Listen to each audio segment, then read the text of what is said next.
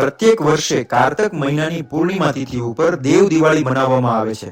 હિન્દુ ધર્મમાં દિવાળીની જેમ જ દેવ દિવાળીનું પણ ઘણું મહત્વ છે. આ તહેવારને પણ દીવાઓનો તહેવાર કહેવાય છે.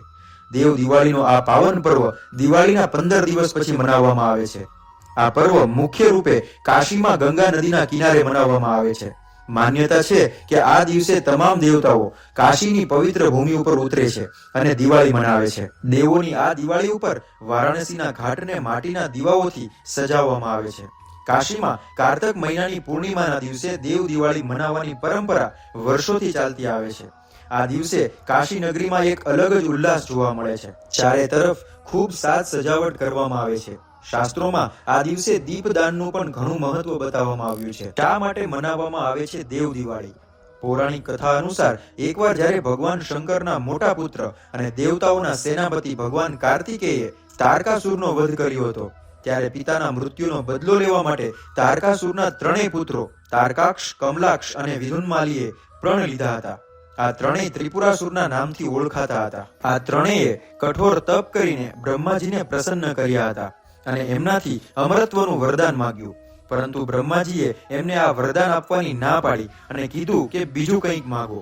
ત્રિપુરાસુરે વરદાન માંગ્યું કે અમારા માટે નિર્મિત ત્રણેય પુરીઓ જ્યારે અભિજીત નક્ષત્રમાં એક જ પંક્તિમાં હોય અને કોઈ ક્રોધિત અત્યંત શાંત થઈને અસંભવ રથ ઉપર સવાર થઈ અસંભવ બાણથી મારવા માંગે ત્યારે જ અમારું મૃત્યુ થાય. આના પછી ત્રિપુરાસુર ખૂબ જ શક્તિશાળી થઈ ગયા અને એમનો આતંક પણ વધી ગયો.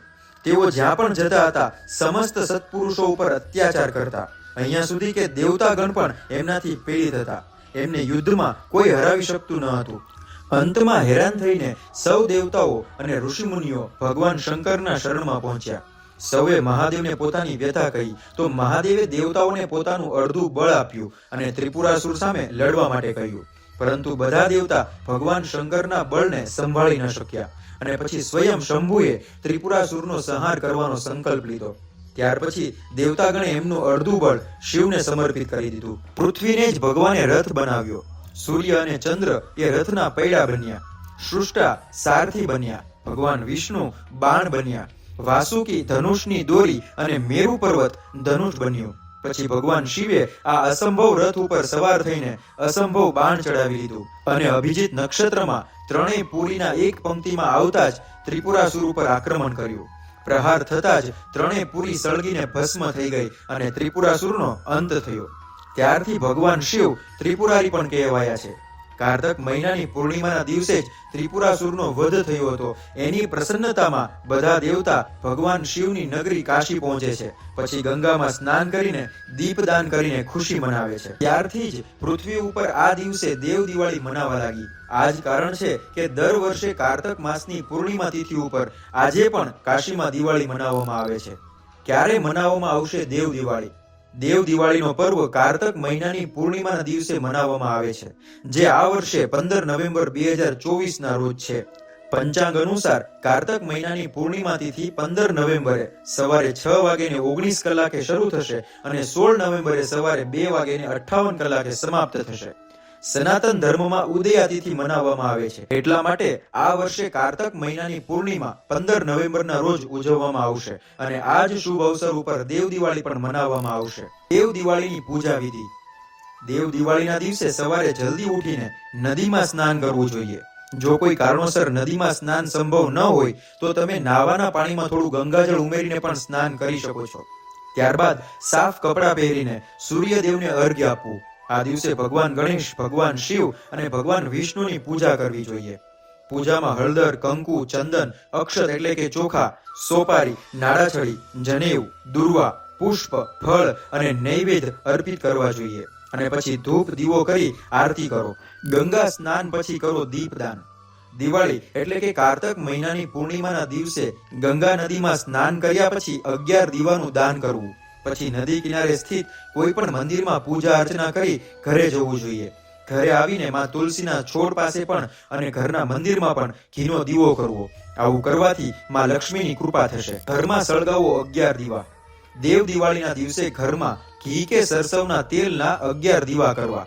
પહેલા માટીના દીવાને માં તુલસીની પાસે રાખો. ત્યારબાદ એક દીવાને ઘરના દરવાજાની બહાર રાખો. બાકી બચેલા 9 દીવાને મંદિરમાં રાખી દો. એના પછી ભગવાન વિષ્ણુના સહસ્ત્ર નામ અને લક્ષ્મી ચાલીસાના પાઠ કરવા. આમ કરવાથી તમારું સૌભાગ્ય સમૃદ્ધ થશે અને ઘરમાં દેવી લક્ષ્મીનો વાસ થશે. દેવ દિવાળી ઉપર જરૂરિયાતમંદોને દાન કરો. દેવ દિવાળીના અવસર ઉપર તમારા ઘરની નજીકના મંદિરમાં જાઓ અને તમારા ઈષ્ટદેવની પૂજા કરો. મંત્રોચ્ચાર કરતી વખતે મંદિરમાં તમારા પ્રિયજન સાથે દીવો પ્રગટાવો. પછી કોઈ ગરીબ અથવા જરૂરિયાતમંદ વ્યક્તિને પૈસા અથવા અનાજનું દાન કરો. આમ કરવાથી તમારું ઘર આર્થિક રીતે સમૃદ્ધ થશે અને તમે જીવનમાં ખૂબ જ પ્રગતિ કરશો. દેવ દિવાળીનું મહત્વ. એવી માન્યતા છે કે કારતક માસની પૂર્ણિમાના દિવસે ભગવાન શિવે ત્રિપુરાસુર નામના રાક્ષસનો વધ કર્યો હતો.